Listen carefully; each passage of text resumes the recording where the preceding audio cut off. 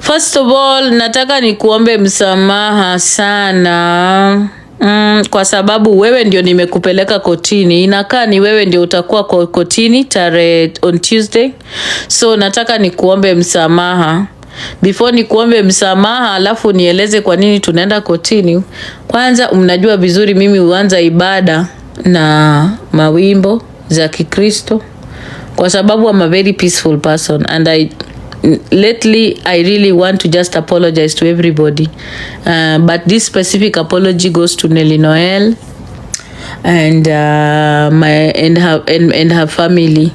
So before tuanze ibada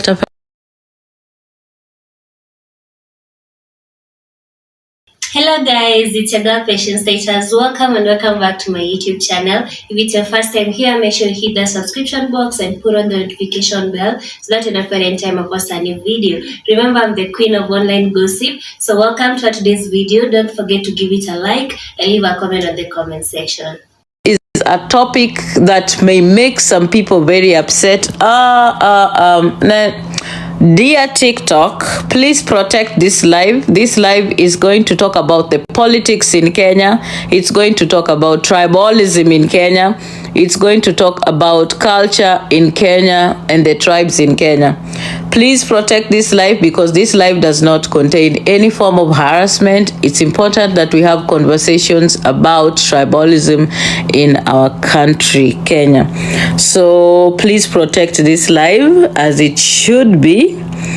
Nawapeleka kwa Suzano Wio ndio niingilie mada. By the way, if it's one thing that I have learned to read about before I open my mouth and yap, is read about the culture and the history of tribalism in Kenya. I rarely open my mouth to talk about tribalism because I know it is a sensitive topic and I'm not careless on my platform. I always speak and I think before I open my mouth because I do understand how emotive this topic is.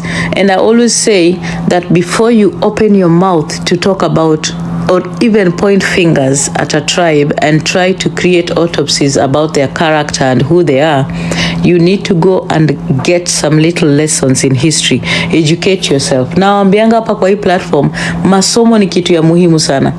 Ukisoma, utakuwa unaongea less and you listen more. You will not have verbal diarrhea. That's one thing. And you know, sometimes some things that we say are so embarrassing and to me it's very sick and I'm like, okay, when I see it once I can ignore, but when I see it the second time I'll pay attention, and the third time I'm going to call it out. So personally, I'm going to be addressing Paulina. And the reason why I'm going to be addressing Paulina and her platform is because of what I have seen on her platform. Not once, not twice, and this is the third time. I noticed it the first time when Raf Muli climbed on your platform and told you that you stay away from these lures. I remember very well what he did that particular day. And you did not call him out. You were very comfortable. That time tulikuwa mimi na Ati tulikuwa tunapandanga platform yako. Rafmuli akapanda pale akakuongelesha kwa lugha ya Kikuyu na akaongezea Kikamba akikuambia ukae mbali na hawa Wajaluo unawajua hawa si watu wetu, and you did not call it out. You kept quiet. Then the second time I experienced it just recently when people in your comment section started writing usiguze Murima, protect Murima, protect your own, Paulina, protect your own, and it went on and I didn't even understand what it was. So I took my time and went to read about Murima because mimi ukweli kama sijui kitu I go and read and I understand something where it has come from. I didn't even know that this Murima thing had come from Gachagua, and so I went and read about what and the birth of Usiguze Murima, and I realized it was based on tribalism and the fact that Kikuyus should not be touched, and people from the mountainside, people from the Gema community. So that's when it hit my head that, oh my God, Jesus, what is happening? And even after that had happened, you still did not call it out. You decided to end the live. You, as the host of that platform, you didn't. So after that happened, we went on our platform and we spoke in Luo, but we did not speak ill of the gamer community. We spoke in Luo because when we are aggrieved as the people from the Luo community, we speak in our dialect. Okay? We do that when we are aggrieved. Even now, if I wanted to, I would have spoken in Luo, but I wouldn't because I believe I need to educate people. But we went there because it was a smaller platform and we needed to speak and we talked. There was no tribalism in anything that we said. But still, that made you uncomfortable. You thought in your head that that was tribalism, and we did not speak ill against you. We called out the tribalism on your platform, which you refused to see and call out. There was nobody that was talking bad about the gamer community, even when we spoke in Luo. Nothing. If you like, you can get people who can translate for you. But because you don't want to open your head and your mind and understand how things work, you decided to assume it's a Luo thing. So anyway, we are going to Susanna Uyo a little bit, and then I'm going to address you because I think you need a little bit of knowledge in your head and a walk down in history before you speak about a tribe in Kenya. You need, and especially the Luo tribe. Sawa. So let me take you down history. Kwanza tutaenda kwa Susanna Uyo kidogo. Na wapeleka kwa Susanna and then we shall start. Guys, thank you for tapping. Continue tapping. Alafu tuendelee. And then I'll play a recording of what you said because I just got a recording from the data collector.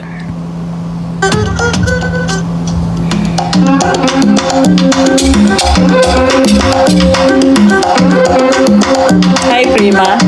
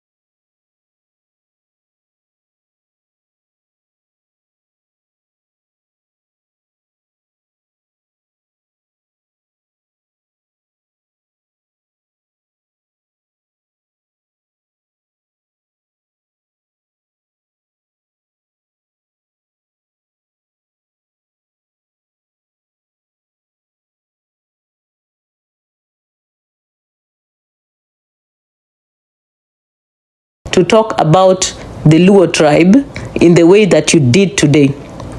You don't at all. And kwa vile umeongelelea vitu kama 5 hivi nataka kukuuliza, and I'm gonna take you back in memory lane so that uelewe. Umesema tupendani? Umesema tupendani? Umesema tupendani, nikupeleke down history memory lane ndio uelewe. Nyinyi mnapendana watu wa Gema? Mnapendana? Watu wa Gema mnapendana? Mnapendana? Kama mnapendana saa hii, ni MPs wangapi wanatoka Kikuyu nini Gema walitoa Gachagua? Mnapendana? Saa hii si Gachagua amekuwa impeached. And you have the numbers in the Senate and nini, mko na numbers. Si mko na numbers in parliament. Gachagua si amekuwa impeached. Si you have the numbers. Kama mnapendana na hiyo mlima yenu, mbona mku mprotect? Si mnasema mna protect mlima?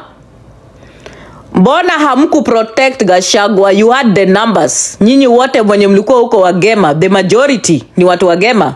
Mbona hamku protect? Mbona hamku protect mlima?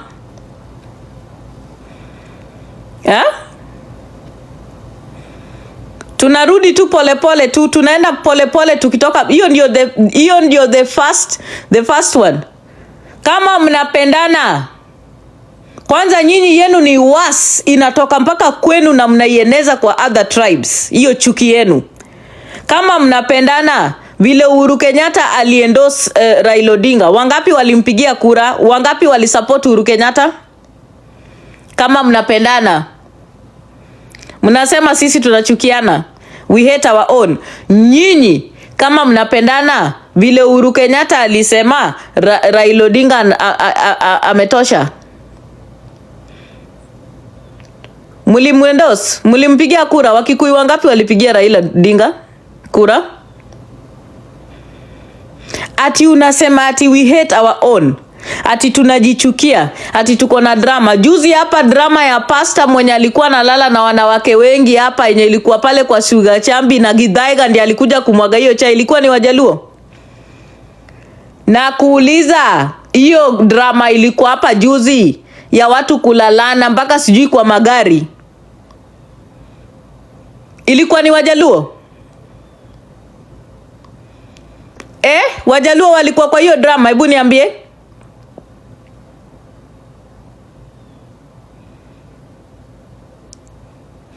Nikuulize, unaongelelea samaki za abundance.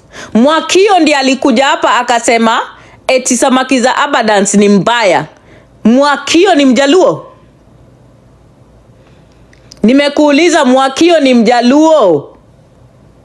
Mwakio alikuja hapa kwa hii platform akasema abundance samaki zake ziko sijui maziwa chafu period nini. Mwakio ni Mjaluo? Niambie kama Mwakio ni Mjaluo.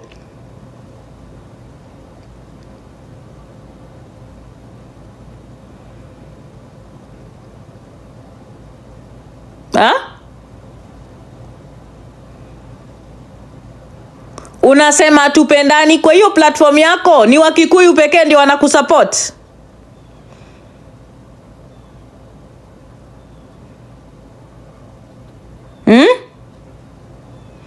Kama umeona sisi ni watu wabaya, basi fungua platform uweke Wakikuyu peke yake. Wacha Wakikuyu wakuwe Wakikuyu kwa platform yako. Tafuta watu wenye wanapendana, Paulina, let them be in your platform. Unazaje kuleta ukabila kwa platform? Alafu unafikiria ati you have a big voice and you can just talk about anything. A big voice is nothing with a pea brain, bwana.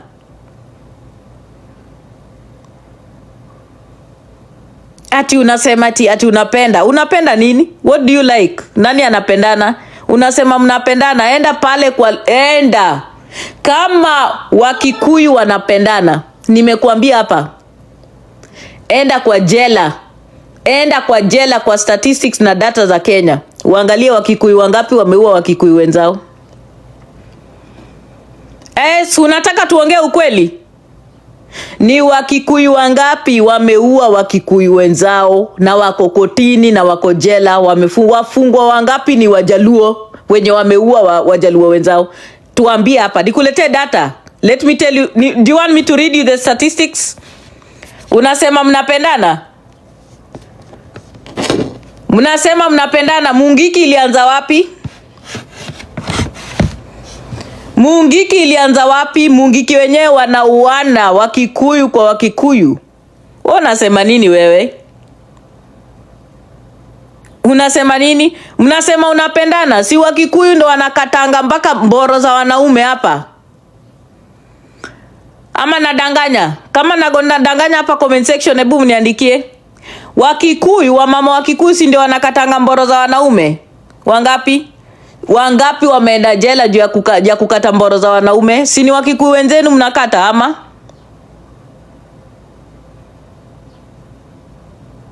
Unakuja hapa kutuambia tupendani? Uko sawa wewe?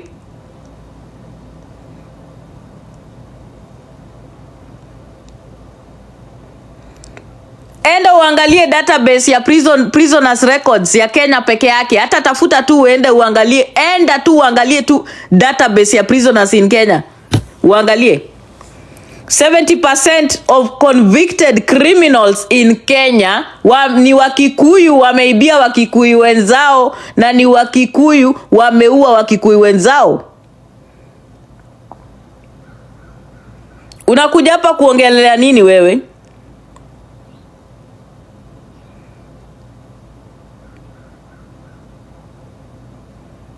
Unasema ati biashara. Ati unasema juu ya biashara. Kwa nini Wakikuyu wanaweza fanya biashara Nyanza? Because we've accepted them. We are acceptable. We create that platform for them. Mbona wasifanye huko kwenu? Si waendelea wathrive huko kwenu? Wacha ukabila hapa na uache hiyo ujinga takataka hii. Mjinga sana wewe. Unakuja hapa kusema nini? Talk about Luos ati Wajaluo wapendani. Wewe umejua, do you know the history of Tom Mboya and Robert Ouko? Do you know that Tom Mboya ndiye alikuwa Mjaluo wa kwanza Kenya kupeleka watu nje? Unatuambia eti atupendani? Wajaluo wakichinjwa na Wakikuyu wakati wa Kenyatta, si ni Wajaluo walikuwa wanaficha Wajaluo wenzao kwa madero? Si Wajaluo walikuwa naingiza watoto ndani ya matumbo na masweta, wakipita hivi wakiulizwa na mapolisi unaenda wapi, alafu anasema ako na mimba? Na wameingiza watoto wa Wajaluo wenzao ambao walikuwa wanachinjwa, wameingiza ndani ya matumbo zao wakipita, ndio wasiulizwe wanaenda wapi. Don't tell me I sound tribal. I'm calling out bullshit. I must do it with history and records. Don't be stupid that unakuja kuniambia pet ya also sounding tribal. You people want to be tribal, and when you're fact checked, unakuja kusema nini? I am going to address tribalism on her platform, period. Na msikuje kuandika hapa ati Murima. The way that you come and talk about Murima, that thing is also tribal. It's so sick. Mnakuja hapa kuandika hapa ati Murima kwa nini? It's so sick. It's stupid. Don't do that.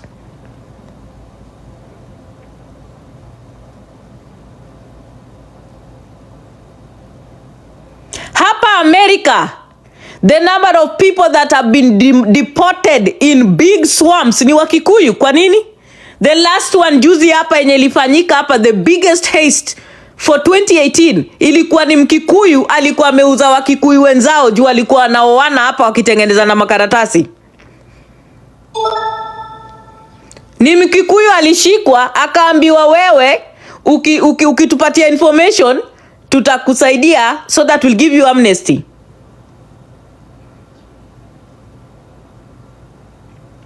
Block itakataka inajiita Rozi. Yenda kwa ujinga huko.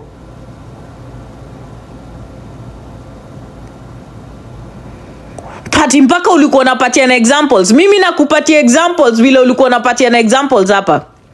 I'm giving you examples the way you did it on your platform. I'm giving you examples. Go and read about the Luo history, my friend, before you talk about Luos. Nimekuambia. Enda usome kidogo uelewe Wajaluo wametoka wapi. Hapa United States, I'm talking about USA. The last heist yenye ilitoa Wakikuyu hapa, ilikuwa ni Mkikuyu alisell out Wakikuyu wenzao. Na watu wakakuwa deported over 40. Turudi pale Seattle. Biashara za Wakikuyu zilifungwa zote kwa nini? Zilifungwa kwa nini?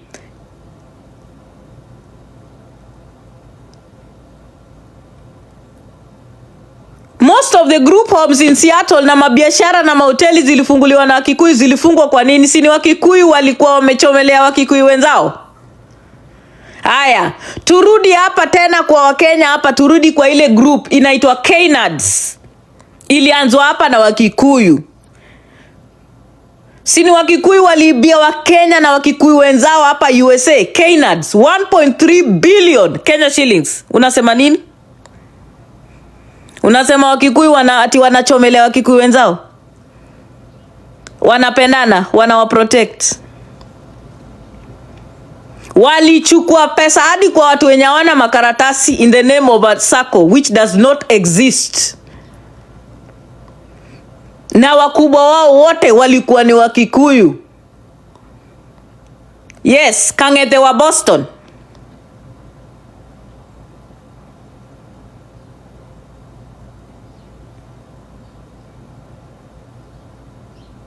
Sipendi mtu mwenye anatoka tu kuongea. Don't just open your mouth because you want to open your mouth.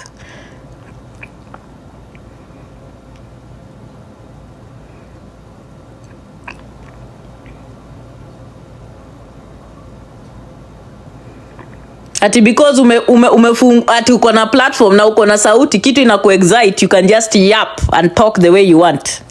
My friend, you need to go down and learn a few things about tribalism before ufungue mdomo yako. I'm talking about real issues of tribalism, things that actually happened and change the trajectory of this country. Turudi tena kwa history and talk about Mau Mau. Kenyatta mwenyewe, mzee Jomo Kenyatta Mkikuyu mwenyewe aliua Mau Mau, aliwaua akachukua land zao when they were fighting for their land. You think Mau Mau were freedom fighters? Mau Mau were trying to survive and thrive.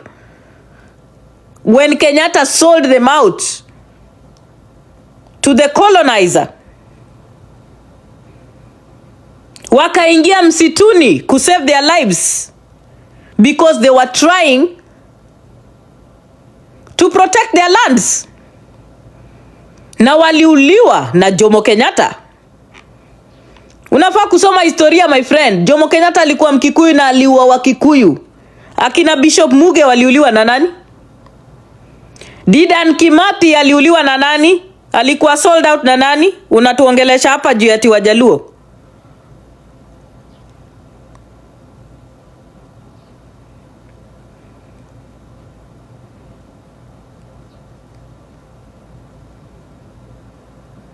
Do you understand the history of Luos kweli wewe? Ndio unaongelelea Wajaluo. Ati juu umeona vitu mbili hapa tatu kwa TikTok na ameiba pesa. Is that what you're comfortable with? Na kuuliza.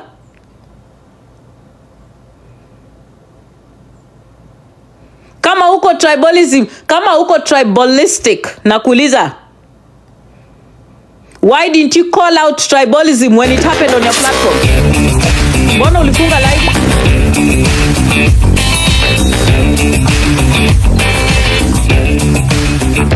So wewe kupeleka mtu ameiba pesa TikTok kotini kwa sababu Mjaluo ndiye amepeleka Mjaluo mwenzake, hiyo ni kutopendana. My friend, hiyo ni kujali maslahi ya watoto bwana. Kwa sababu it's not right. Luos are outspoken. We are outspoken. We believe in justice. That is what we believe in. That is why we've always been fighting, if you don't know.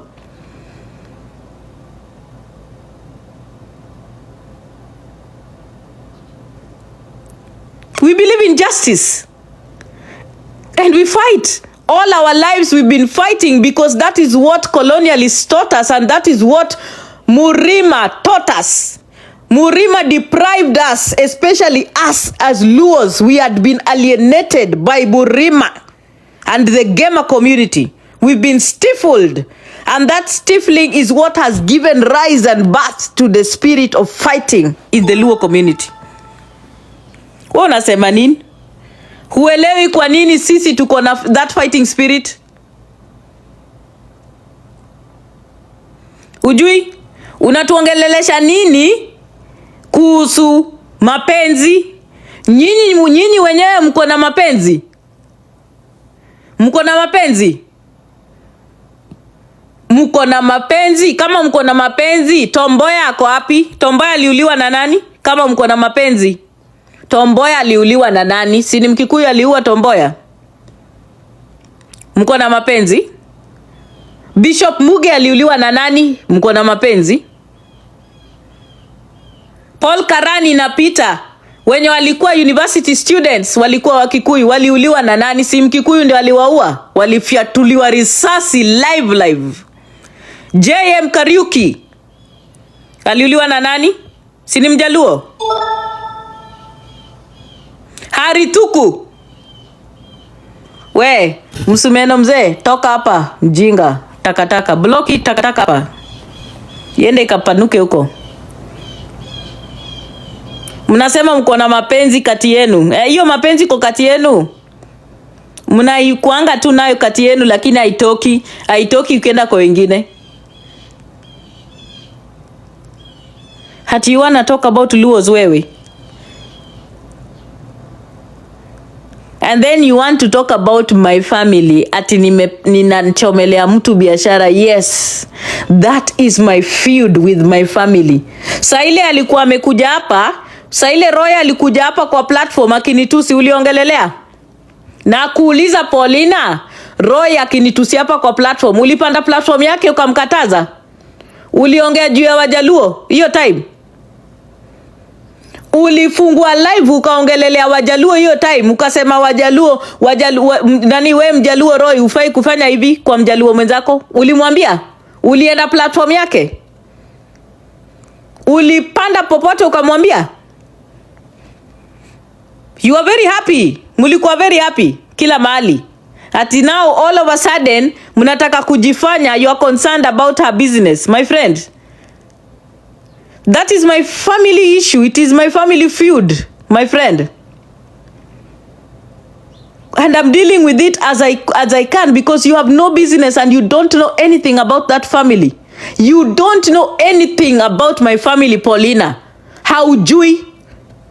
And you don't know the history of anything. So kando, jumi siingili familia yako. And my personal issues with my family does not define the whole Luo community, my friend. My behavior and my character as a person, as Diana Ross, does not define the Luo community. Neither does the behavior of another person. You need to be very careful the things you say on this platform.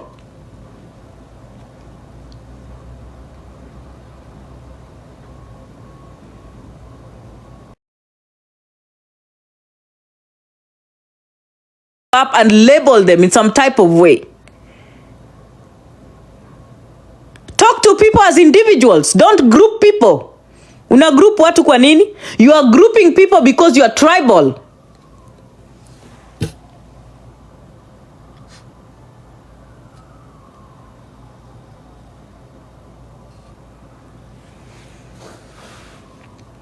When you decide to put people in a group, you are grouping people.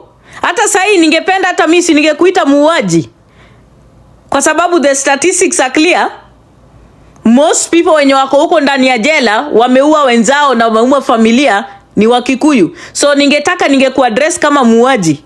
I can't do that because you as an individual, your behavior, your character does not define the Kikuyu and Gema community.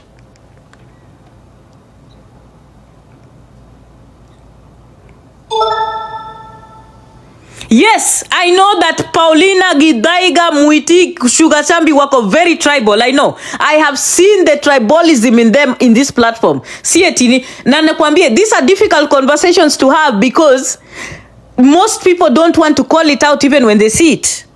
Me, I see tribalism in this platform every freaking day. I do. Ona vile wana reason, hata vile wanaongea, hata vile wana throw shade. They do it from a tribal angle. Nani ajui? Hata when they started the issue of Gema, how did it start? It is from tribalism. because we don't sugarcoat things and we are not tribal. If we were tribal, hatungepigia Kibaki kura akiwa kwa wheelchair. Tulipigia Kibaki kura akiwa kwa wheelchair, Kiwete kwa wheelchair, tulimpigia. Tuliambiwa Kibaki tosha. Na sisi tukamka asubuhi tukaenda kupiga kura. Niambie Mkikuyu amewahi pigia Mjaluo kura hapa? Tuambie. Tuambie.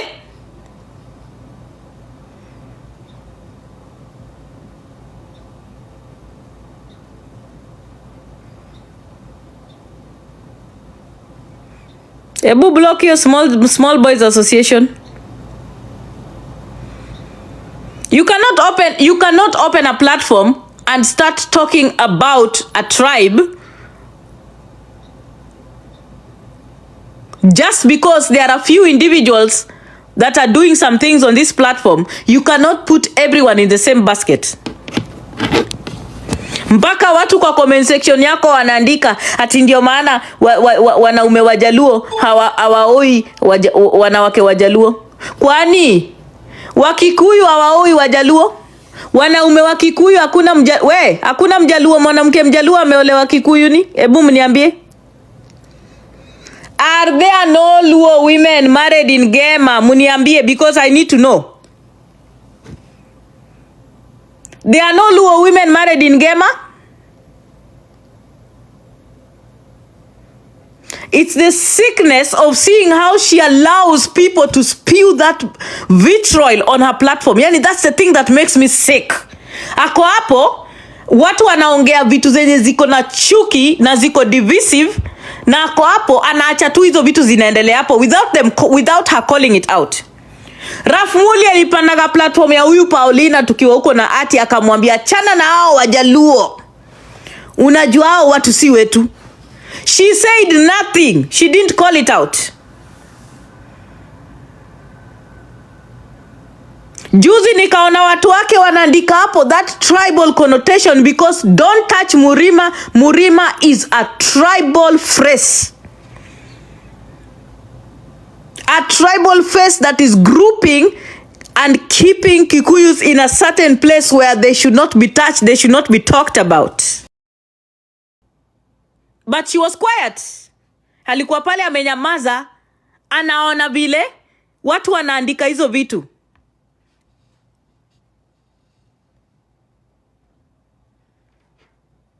You want us to go that way? Unataka sasa, yani hiyo division unataka kuleta kwa hii platform, unataka Wajaluo wa support Wajaluo. Wacheni niwaulize, watu wenye walikuwa wakipatia Jacqueline pesa ni Wajaluo peke yake? Ni Wakikuyu peke yake? Ebu mtuambie. Wakikuyu peke ndio walipatia Jacqueline mwizi pesa?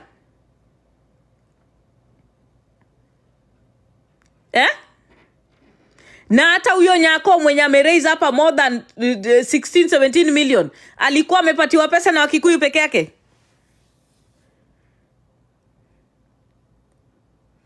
Exactly.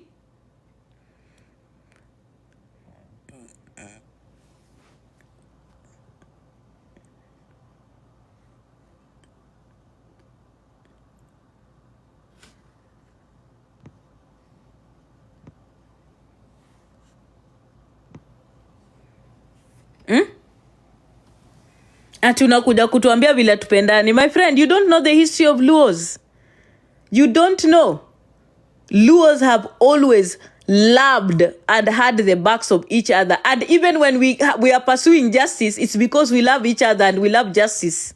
And we want the best for our community. That is why we pursue justice to the end. So love, according to wewe, watu kupendana ni injustice. Watu kupendana ni kuacha mtu kuja kuiba hapa pesa eti anaenda kujenga shule na jengi. Hiyo ndio mapenzi kwako.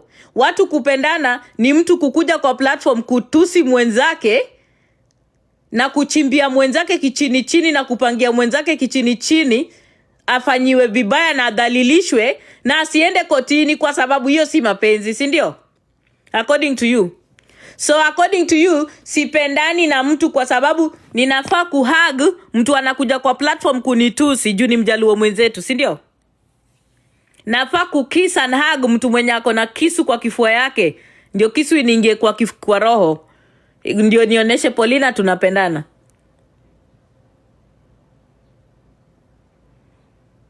That is what love is according to you. So according to you, love is elusive of justice.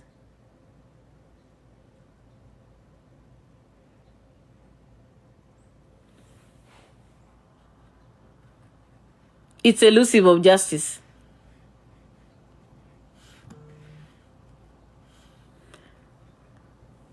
Hapa kwa platform yangu watu wenye wako na 0 followers wanakuanga blocked.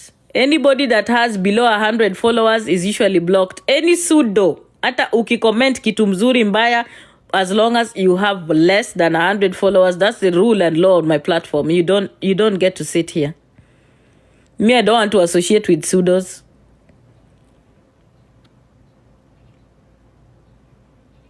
Tena you have the audacity to go and address it. Ati sasa unaongelelea, unajaribu kutuambia ati vile atupendani. My friend, you need to go down and learn history kidogo. Umesikia?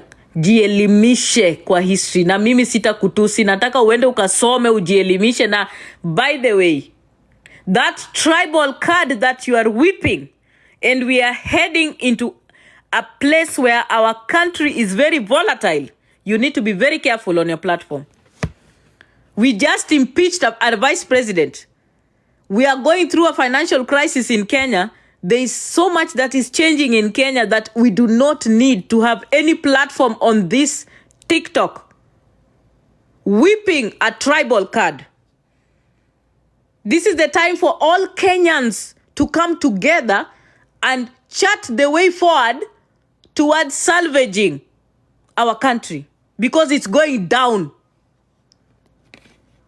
And a person with a voice like yours that is big should be very careful and should use your platform very responsibly and respectfully, because we don't need that tribal card right now. The tribal card is what made Gachagua be impeached. Gachagua is no longer vice president because of tribalism. Hakuna kitu ingine. There is no other reason why Gachagua was impeached. He was impeached because of tribalism. Nani wa Kikuyu wenzake ndio walimtoa.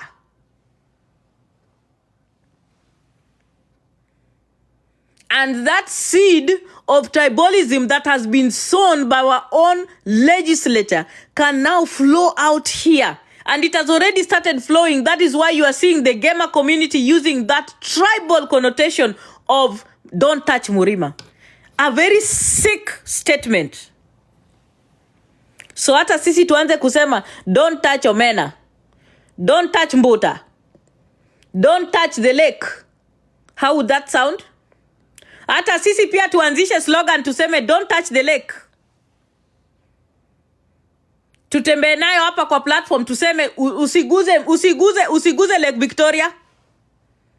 Usiguze Lake Victoria.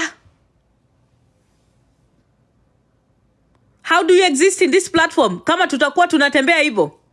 Mko hapo mnapiga mdomo zenu, don't touch Murima, protect your own. Aya, sisi pia tukianza saa hii, don't touch the lake, don't touch Omena, don't touch Mbuta, don't touch Victoria. Kwanza Victoria ni poa sana we can't say Victoria. Tuseme don't touch fish. Usiguze samaki. Alafu sisi pia tutakuwa tunatumia hiyo slogan tukiwa kwa platform zetu. Ati mimi Diana nijikute nimefungua platform, alafu watu wana comment hapo ati don't touch the Mbuta. Na ninyamaze mimi. Mtu apande kwa platform yangu aanze kuniambia eti unajua hao watu achana nao, hao watu wa Kikuyu achana nao, usiongee mimi nijikute, I will call you out. Nitaangusha mpaka huyo guest akijaribu kukuja hapa kuniambia vitu ya ujinga. I call out tribalism when I see it immediately, because I know what tribalism has done in our country Kenya, and I know what the behavior of people like Paulina can do to other Kenyans. I know that when you have a platform, there is some sort of responsibility you need to have. When you say some things, you have to be very careful. Because people pick those things and they run with them.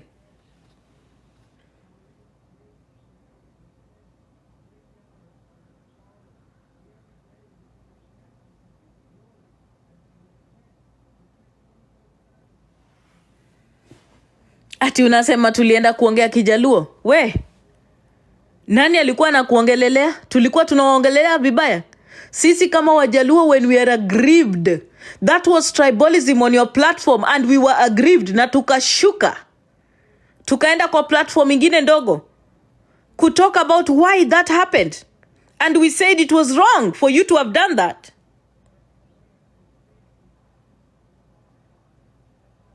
Wewe ukipenda uende uniaddress na matusi, mimi sitakutusi, na hapa kwa hii platform yangu pia I will not allow anyone kukutusi.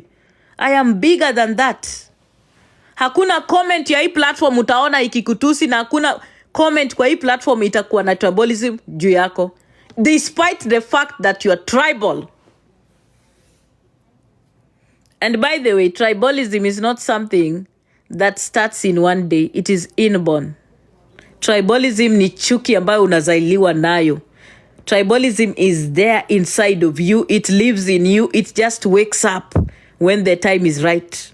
And that is why for you, it has been very clear. You've been consistent in your pattern of tribalism. That's why yako haifichiki.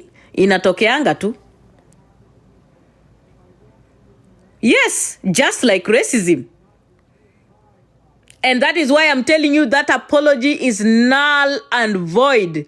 The proper apology needs to be in your character. We need to see a change in your character and a change in your attitude, in your platform. That is when your apology will make sense. But you can't wake up to be tribal and say that now I've apologized for my tribalism. Things don't work. They are sick. And they are shameful. You cannot bag people in one place. You cannot start saying that people hate each other because they have gone to court. People who hate each other kill each other. They don't go to court. Watu wanachukiana wanauana bwana. Watu wenye wanachukiana wanauana. Kama unachukia mtu umpeleki kotini. In fact, kama unapeleka mtu kotini, unamheshimu. Unampeleka kotini because you want the right pathway towards justice. Badala ya kuenda kujificha nyuma na kutafuta watu wa bunduki wamfiatue risasi apate wamekufa kwa nyumba asubuhi.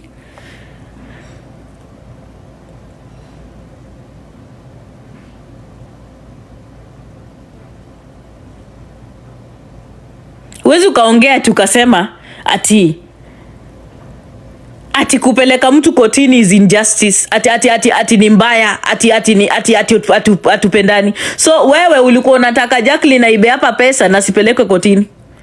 So kwa sababu ni Mjaluo mwenzangu, mimi Diana kumpeleka kotini inamaanisha ati atupendani sisi kama Wajaluo. Is that your argument? Is that your reasoning? Kama singekuwa nampenda ningemtafuta nimmalize.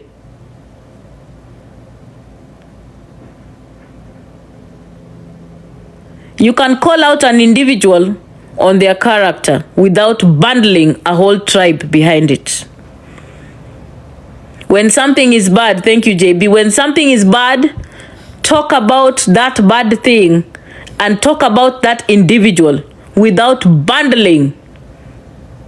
Amiri, Wajaluo wako na ujinga sana, ndio maana tuliwapigia kura Kibaki akakuwa president, si ndio? Wajaluo wako na ujinga sana, ndio maana tuna allow other tribes wakuje kufanya biashara kwa Wajaluo, si ndio? Tuko na ujinga.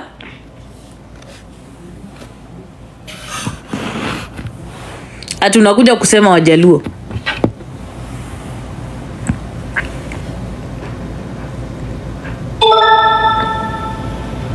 Ati just because you have a platform and you have a voice, you think you can talk anything and say anything.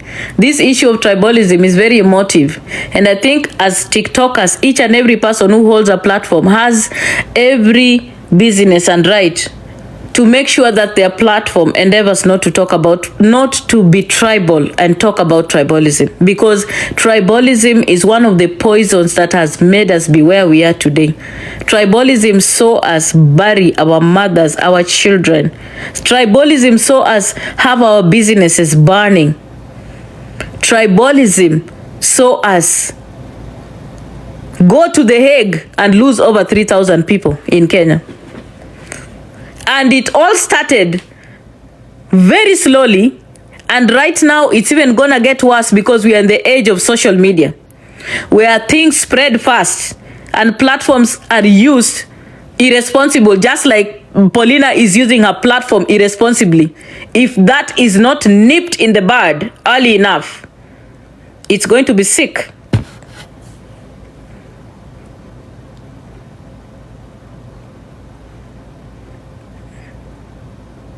And so I'm calling you out, Paulina, because you're a person that has a platform. It's important for you, number one, go and educate yourself about the history of tribalism in Kenya. And then you need to educate yourself about the history of Luos in Kenya. And then you need to ujiite mkutano if you have an issue or you've seen anything that is wrong with an individual.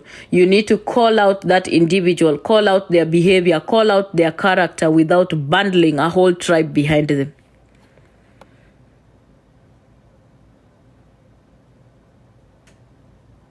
When you're reckless with your talks and you're reckless with what you put out as a content creator or a person that has a platform, your recklessness actually sows seeds of discord amongst people on this platform.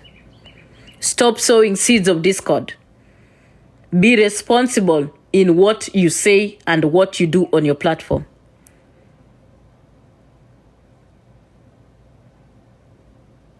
If you have a problem with Luos, you may need to get therapy or find the services of a psychiatrist so that they can help you go through that difficult time. So you understand that you can see people.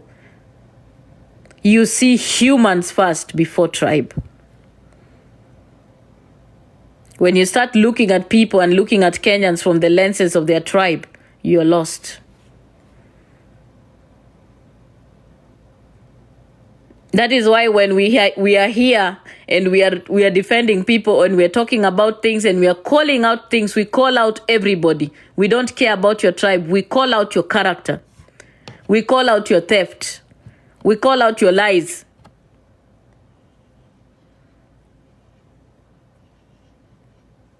We don't call out a tribe. We don't call out a community. Gigidola akienda kukunia nje, atusemi wa Uganda, tunam address as Gigidola. Chicha akienda kuiba chakula kwa matanga, tunam call out as Chicha. Hatusemi wa Kisii. Peter Kioi akikuja kwa platform kutudanganya mtoto wako amekufa, we call him out as Peter Kioi. We don't call out Wamasai.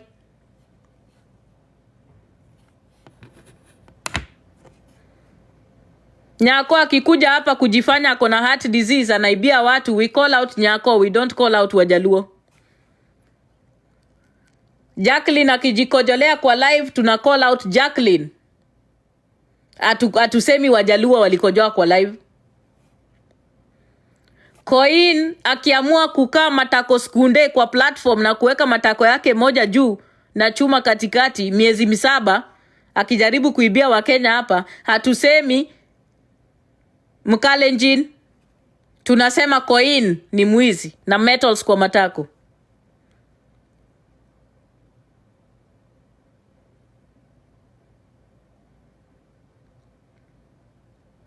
Cindy akililia chakula akienda kwa matanga akose chakula, tusemi Cindy Mjaluo, tunasema Cindy.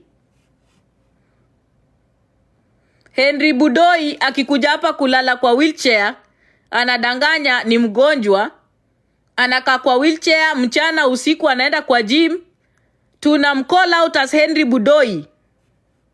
Hatusemi ni Waluya wote.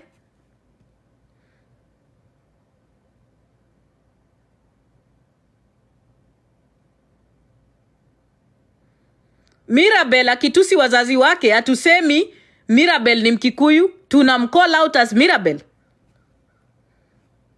Githaiga akikuja kudanganya hapa ati ameibiwa na akaekewa mchele na hakuna police report, hakuna anything, there is no record anywhere. Hatumuiti wa Kikuyu ama watu wagema, tunasema Githaiga.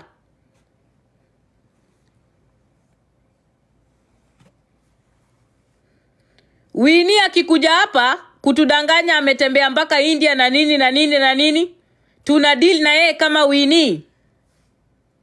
Hakuna mtu alileta tribe ya Winnie hapa, tulideal na yeye kama Winnie.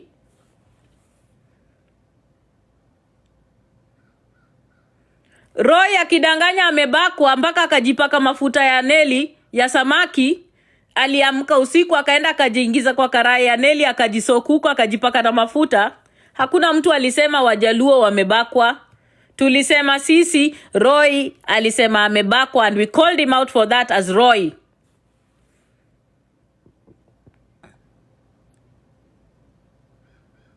We call you by your name. Your tribe has nothing to do with your character.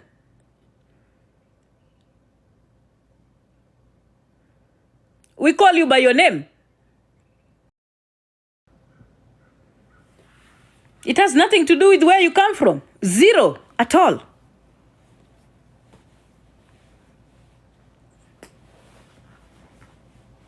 Nothing at all. But you wake up in the morning and you decide to bundle people in a basket. And one thing you don't understand is that when you do that, there are people on your platform that actually buy that garbage. And then tomorrow, you're going to see people being hateful.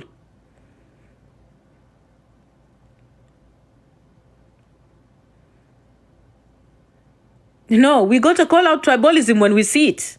And the reason why I'm calling you out, Paulina, is because I have seen it several times and I've been mentioned the times I've seen it. The first time was with Raf Muli, the second time was this issue of Murima, and now the third time was today.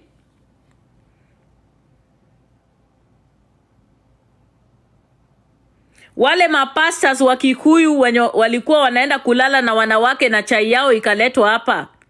Tukichekelea hiyo chai yao, hatukuwa tunachekelea wa Kikuyu, tulikuwa tunawachekelea sijui wa Mujomba, sijui wa Munani.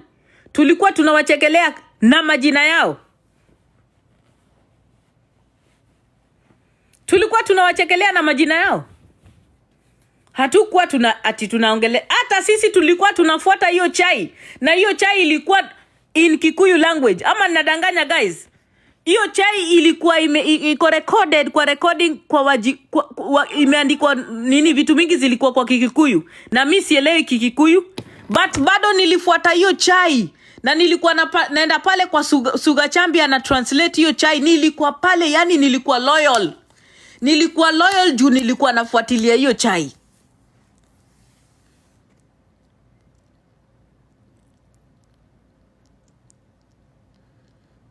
Unaona? Juu mimi nilikuwa naona individuals. Sikuwa naona tribe.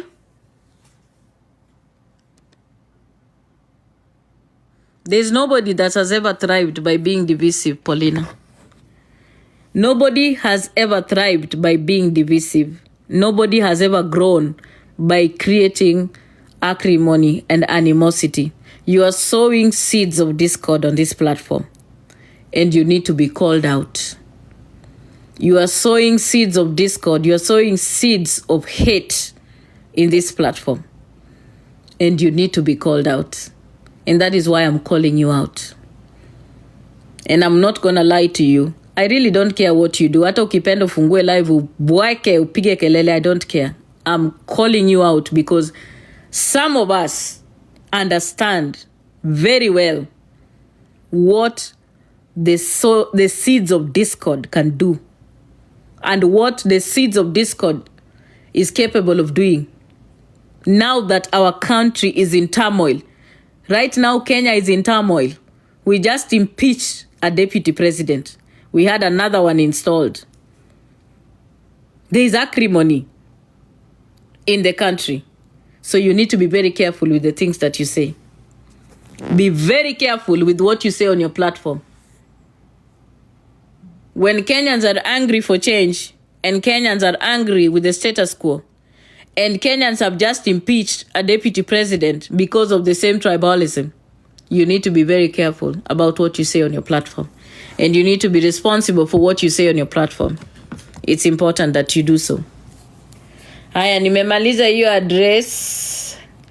Ninataka kuenda pale kwa Peter Kioi because I need to tell you guys something.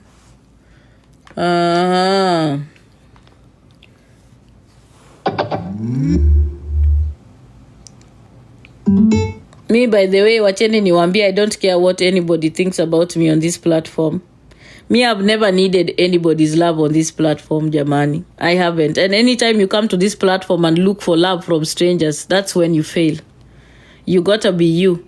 Just be you. If you are you, you'll be okay. If you really need the endorsement of other people on this platform, utaumia. You have to exist in your own space and love yourself and be you unapologetically. Be fearless. Otherwise, if you are in this platform and you're looking for the love from people to be accepted and to be wanted and to be liked, you're gonna hurt yourself. Utaumia.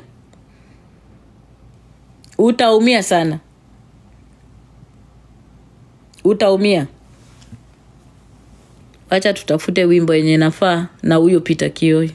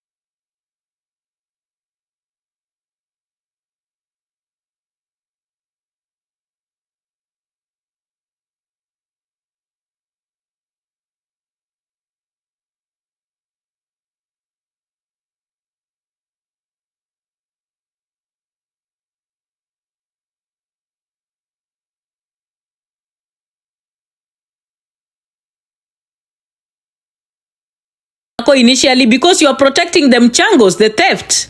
That is why you are also close to Jacqueline. Jacqueline akifanya mchango so yote hapa akiwa naibia watu mara ya kwanza ulikuwa kando yake kila saa. 24/7 uko nyuma yake.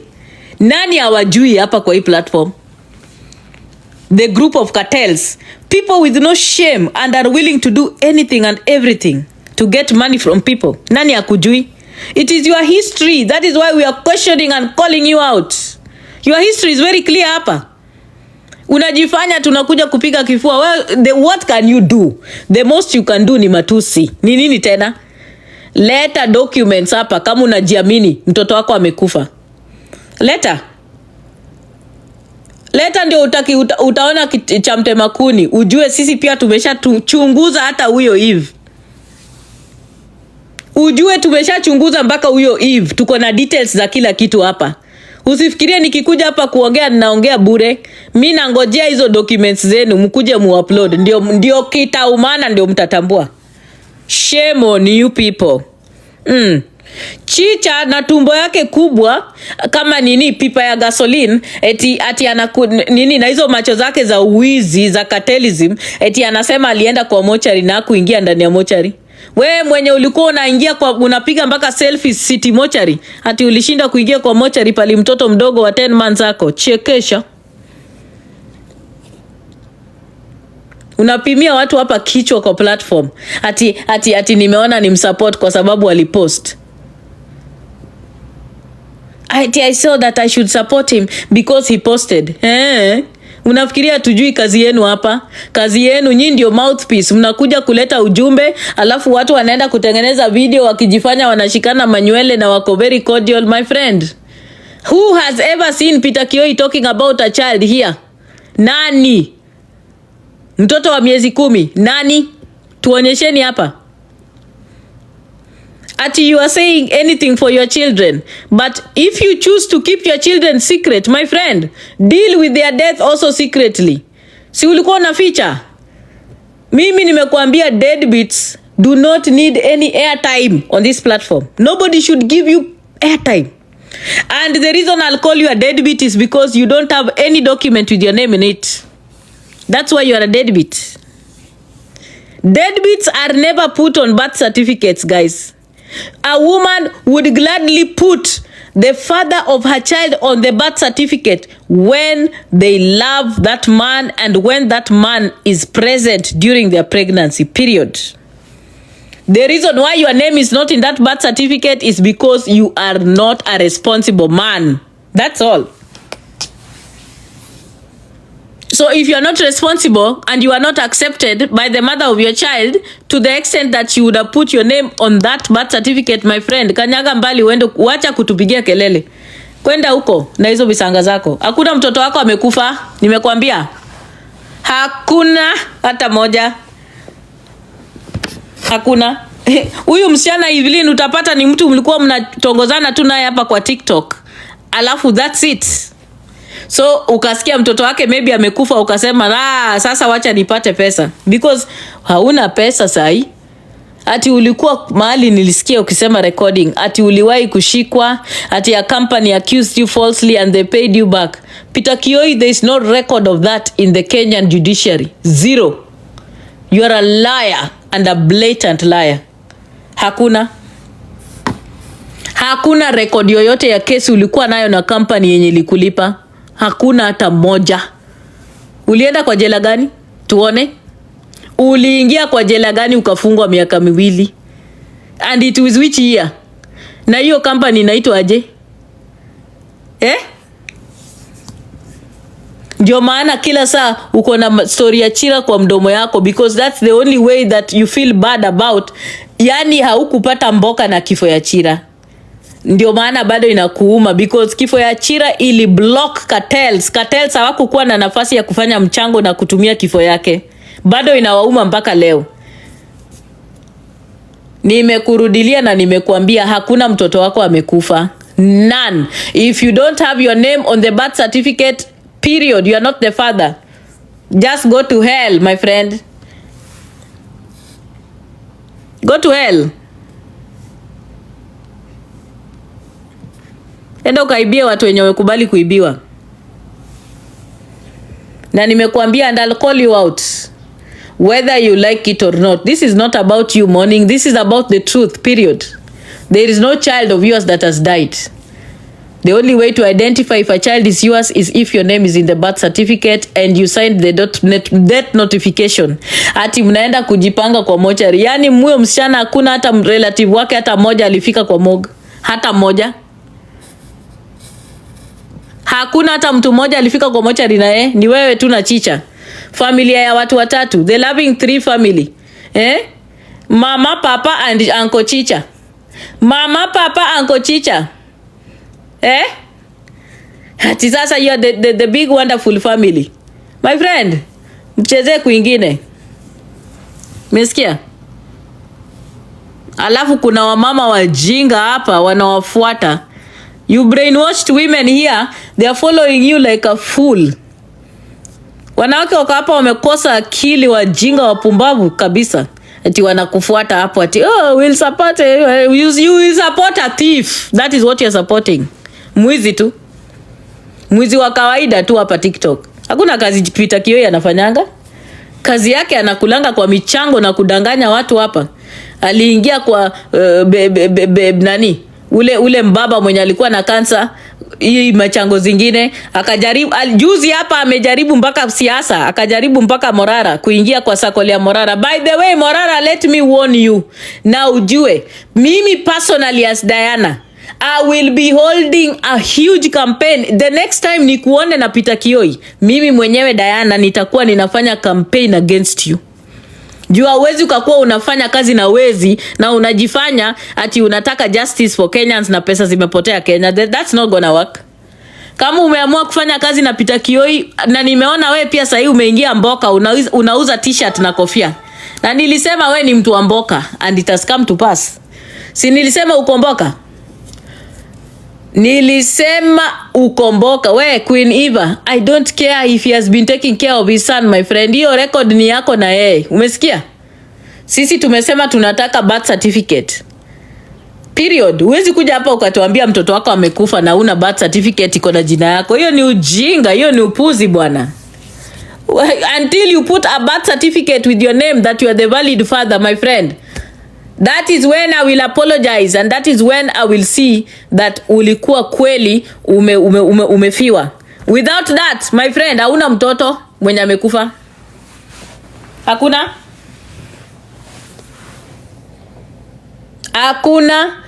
Na hata ulikuwa umefanyia Margaret Thatcher vikao, ukasema walete makaratasi, approve ni babake. Kama sio hivyo akufe tu, na si akakufa. Si alikufa? Sasa wewe pia, it is your time. Tumekuwekea kikao, leta makaratasi bwana. Leta makaratasi. Tunakuja hapa mchango. Si umesema uko na properties na land? Kama uko na property na land, my friend, enda uze land moja.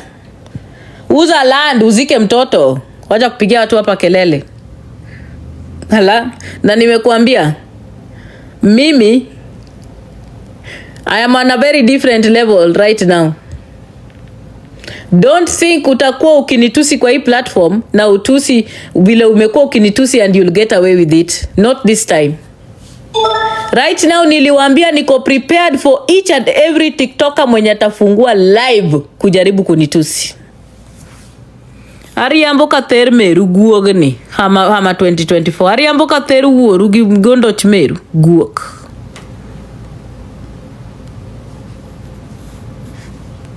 Dingam rikucha. Chakiduogi ndik comment gisudo kai guogni. Kuja tena uandike na nini na sudo, uniandikie tena. Kuja uandike. Aja mriambo yaru. Ameweka amewekea nani o? We. Nimesema mtu mwenye atanijaribu hapa kwa TikTok tutakutana. Tutahangaishana mpaka mwisho. Try me. And I've repeated and I'll say it. Anyway, let me go back to Nani. This is my message to you, Nelly Noel, a fellow TikToker. I'm going to address you as a fellow TikToker.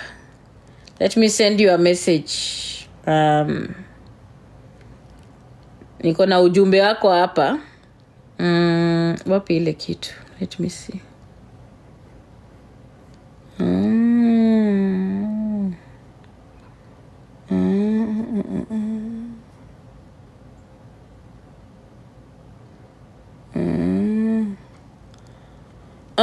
Unajua mimi I just respond. Mimi I never attack. I always respond. First of all, nataka nikuombe msamaha sana. Kwa sababu wewe ndio nimekupeleka kotini. Inakaa ni wewe ndio utakuwa kotini on Tuesday. So nataka nikuombe msamaha. Before nikuombe msamaha, alafu nieleze kwa nini tunaenda kotini. Kwanza mnajua vizuri mimi huanza ibada na mawimbo za Kikristo. Kwa sababu I'm a very peaceful person, and lately I really want to just apologize to everybody. But this specific apology goes to Nelly Noel and her family. So before tuanze ibada, tafadhali wacha kwanza tuchezeshe mziki, kwa sababu it's important that we create a good atmosphere. Dignity Atieno, when did you become my messenger? Ndio unakuja kuniambia what is happening in Ombewa's platform. Are you okay? Acha kwanza niweke hapa nini. Jameni.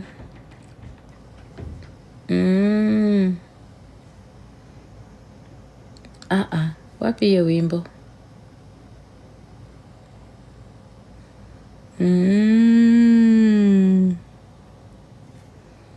Yani kuwekea wimbo ya Mungu jamani. Unajua I like gospel songs. I'm a very peaceful person by the way. You guys, those who have met me personally.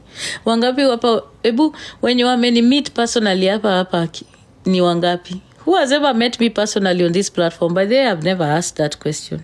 Nani amewahi kukutana na mimi personally kwa hii platform yangu? Ebu mniandikie hapo chini before niwaekee ile wimbo yangu mzuri. Nani amewahi kutana na mimi personally? Na ulikutana na mimi wapi?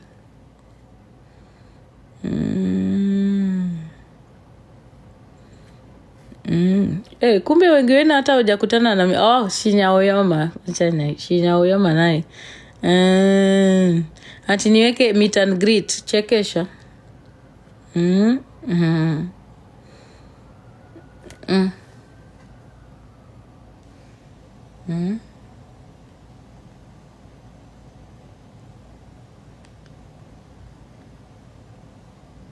Haya. Sasa wacha tuende kwa mudu wa msamaha. Tunataka kuomba msamaha.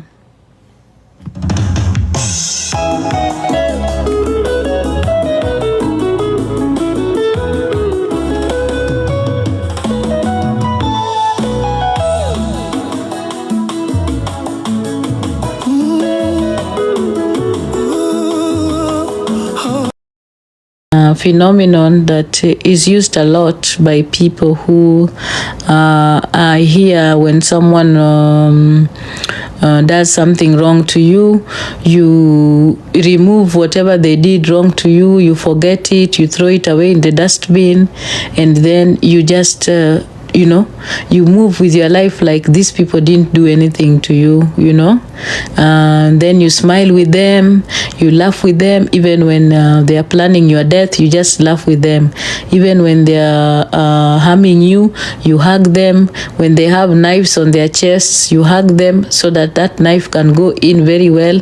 And then after you have hugged them, you go to hospital. Okay? Forgiveness means when somebody comes and does something wrong to you, mtu anakuja na kukata mkono yako ya left alafu unampatia ile ya right pia. Ama akikata mkono wako ya right, unacheka na yeye, unamwambia hai, na umeikata lakini hujaikata vizuri sana. Unafaa uikate vizuri ndio nisikie vizuri. Hujaikata vizuri sana. So that is the concept of forgiveness. And so nimeomba forgiveness. Nelly, I am here to ask you for forgiveness. First of all, I'm asking you for forgiveness because you are a person that I have wronged. I have done very bad things to you by being on TikTok, by popping like popcorns. I heard you yesterday describing popping like popcorns. I don't know if it was me or who, but like popping like popcorns. I'm sorry. I'm very sorry that I have been popping like popcorns, and also I'm also sorry that I want you to inherit my enemies. I'm sorry. You know me, I can't defend myself, and that's why I want you to defend me. In fact, you are a very great defender of me. I remember every time you've defended me. You're very powerful, and you've defended me so many times on this platform. So, it was, I'm apologizing because, I wanted you to defend me, and I think I was giving you too much work and I was burdening you, which was wrong. You've defended me before. You've opened your life so many times to defend me.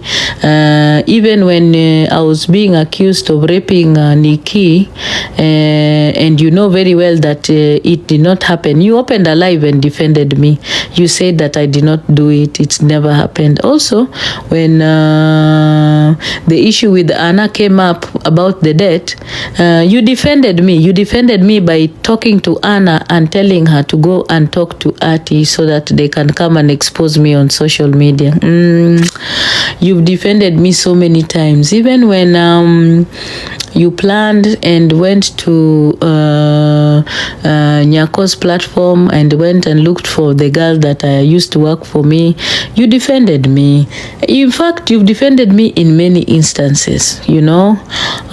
So many times you've defended me, even when you went on a platform where our own mother was disrespected. You defended me. Yeah. In fact, that was not your mother. That was just my mother alone. Your mother has never been insulted on this platform. So you defended me, and that's why you don't need to get involved. What is important to you is your fish, right? So it's okay. I'm here to apologize. I'm gonna say I'm very sorry, and I'm very scared because I've heard that Tuesday is coming. I'm completely terrified about Tuesday. I don't know what to do about it. I'm very scared. I can't sleep. I'm worried. I believe that you guys are gonna, make me cry a lot on Tuesday, and I've been very emotional since that time. I'm very worried about the power that you have and everything that you embody right now, because you have a big backing and a huge backing, which I do not have. I am not liked by many people like you, because you are an angel. You are a wonderful person that is loved by many. So I'm very, very worried, and so this is my request to you. I'm apologizing officially, asking you to forgive me for everything that I have done. But there's one thing I want to correct, because it's important that we correct. First of all, you came on this platform and told people that Roy has his phone. Roy does not have his phone, and I'm gonna tell you.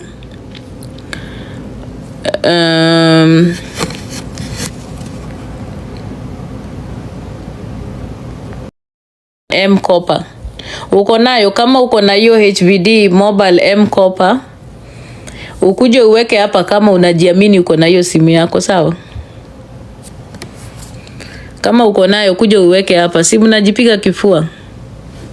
And by the way, let me just tell you, on Tuesday nothing much is gonna happen. He's just gonna take a plea.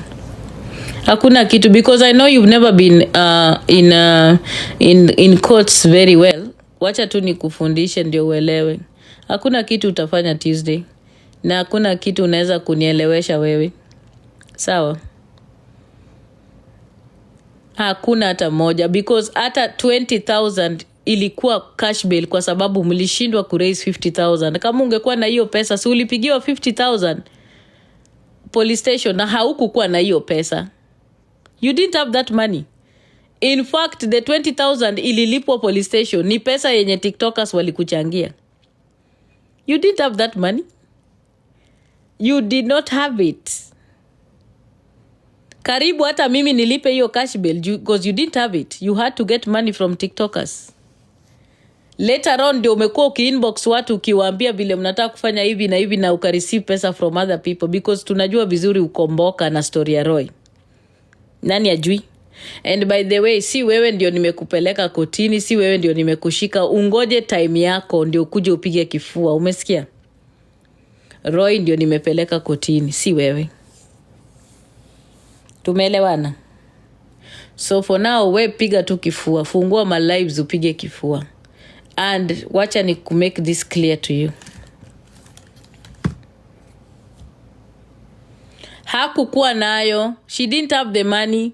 Hawakukuwa hata na hiyo 20k. Polisi walingoja, it was getting late. Akangoja pesa ya TikTokers ndio wakalipa hiyo 20k. Polisi walibeg, polisi wakaambia polisi hawana hiyo 50. They didn't have the money. Waliambiwa walipe 50k cash bail. They didn't have the money. That is why it took so long, because they were begging the police to reduce the cash bail to 20. Ikafika 20, akaweka hizo pesa zenye alikuwa ametumiwa na TikTokers ndio akalipa. She didn't have that money. Okay? So kuja udanganye watu wenye hawajui what is happening. Sawa? Kama unampenda, si ungetoa pesa kwa biashara yako ulipe? Ulikuwa unangoja pesa ya TikTokers kwa nini? ulikuwa unangoja pesa ya hii takataka imefika hapa. Thank God umejileta mwenyewe. Nilikuwa nimekuona mahali nilikuwa nataka kukublock. Asante sana. Nyarkisumu, thank you for bringing yourself here. Thank you. I love it. Takataka hii. Sawa, ni vizuri umejileta. I love it. So anyway, tukutane kotini on Tuesday. By the way, I have a little surprise for you on Tuesday.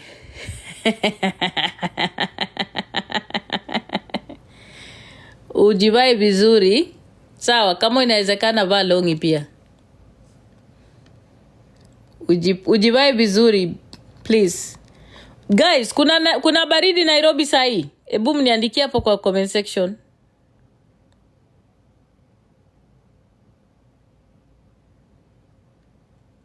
Kuna baridi Nairobi ama kuna joto? Mvua.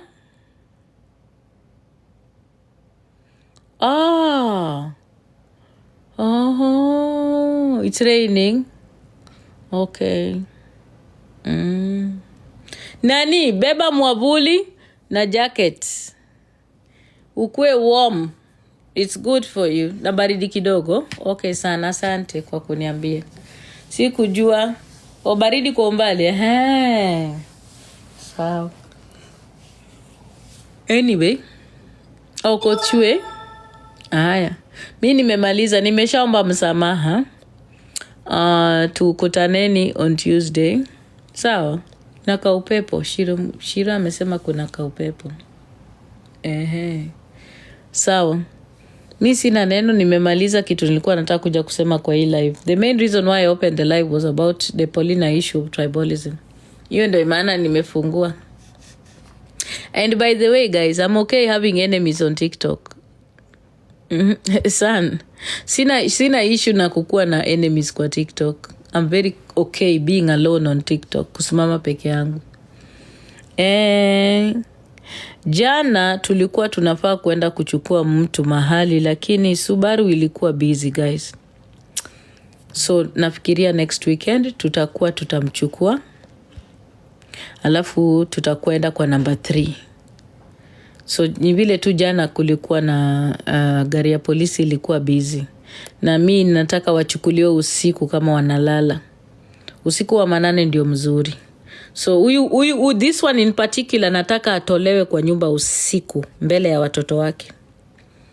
Sawa. So ni vile ilikuwa busy, Subaru ilikuwa busy, so ndio tu kwenda kumchukua. Lakini ninamhakikishia ya kwamba hii weekend ambayo inakuja nita make sure atachukuliwa hii weekend. So ni vile tu hii weekend walikuwa nataka kumchukua leo, lakini sitaki achukuliwe mchana. Mimi nataka atolewe usiku kwa nyumba. Yeah. So nini tena nilikuwa nataka kuambia? Mariamu ilikuwa busy. Yeah, Mariamu ilikuwa busy. Yeah, but hii weekend inakuja, I can assure you that person lazima nitadeal na yeye. Mwingine okay sawa, nimesikia Shinya huyo. Nimesikia, wacha ninyamaze. Wacha ninyamaze.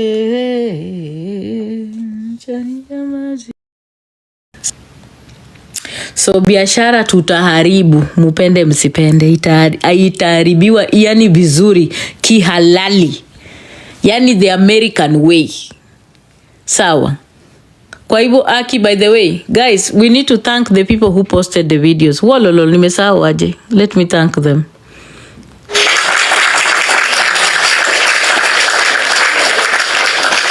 I was in a difficult spot when I could not produce a video to show that fish is arriving in America. Because when this thing started, it started like about 6 weeks ago. And I did not have evidence when they asked me to give evidence. of fish coming to America, I didn't have it. Sikuwa nayo. So I thought to myself, what should I do to get this evidence? Because I needed people to post exactly that they've received fish, and I needed evidence of her fish being posted, and I needed someone to say with their own mouth that they've received it from her. I didn't have that evidence. Sikuwa nayo. So I'm so grateful. Aki wenye walikuwa na post hizo mapicha za samaki, wacheni tu niwaambie asanteni. Thank you.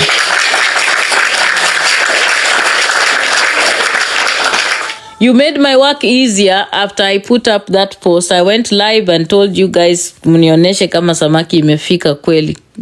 And I love that you people actually came and brought out the evidence that I needed, especially in video. Kwanza huyo mwenye alipanda live ya Jacqueline na mwenye alipost, Meru Preach alipost, Ayeko akapost. I love it. It means that the fish is actually being sent in different locations for profit and business. That is something that I really did not have at the time when I was being questioned to provide evidence. Sikukuwa nayo. So currently I do have it now, and I'm so grateful to all of you. Asanteni. Like, you make my work easier, because nilikuwa sasa nashangaa nitafanya aje. I thought about it for so many weeks, and then I said, okay, let me go live. Unaona. And that is what I did. So thank you guys. You really helped me. Nimewashukuru sana. So yes, I'm going for her business, and I'm going to make sure she does not bring anything called fish in this country, but it will be done properly in a way that will also make sure that those who have been carrying that fish for sale in the United States are also going to be held culpable. So it's a net that's going to itashika watu wengi, si yeye peke yake. So especially wenye wako hapa. So hivyo ndo vile iko. And maybe a correction I should make to people, because they don't understand.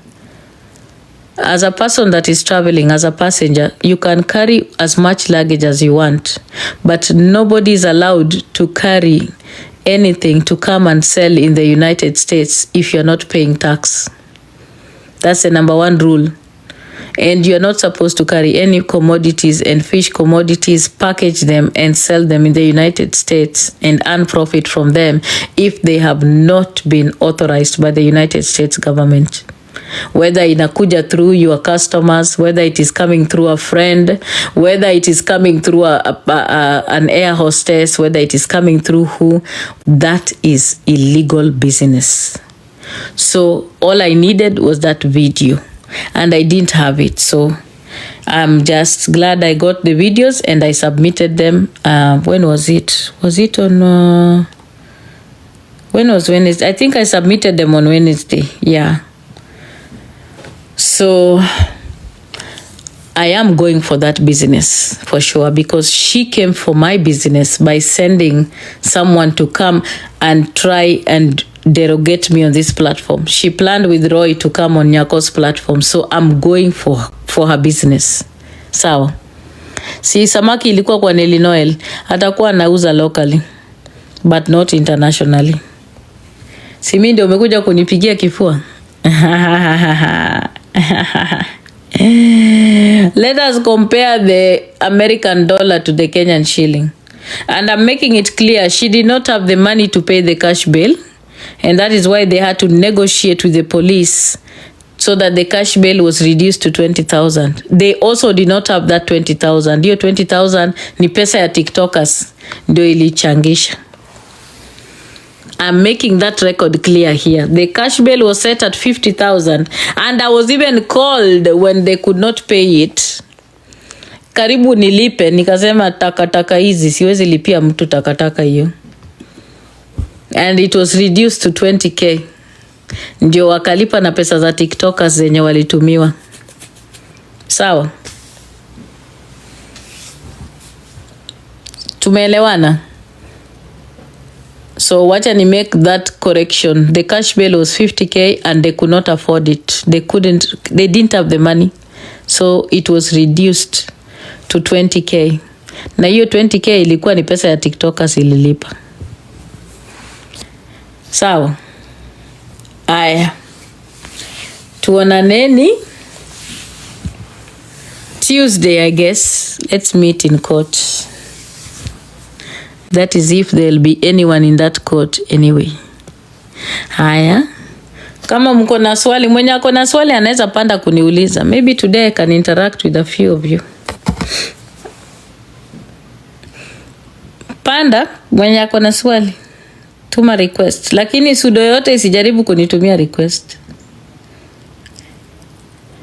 Let no sudo send a request to me. No sudo send a request. Huyu ni nani? Nyaugenya ni nani?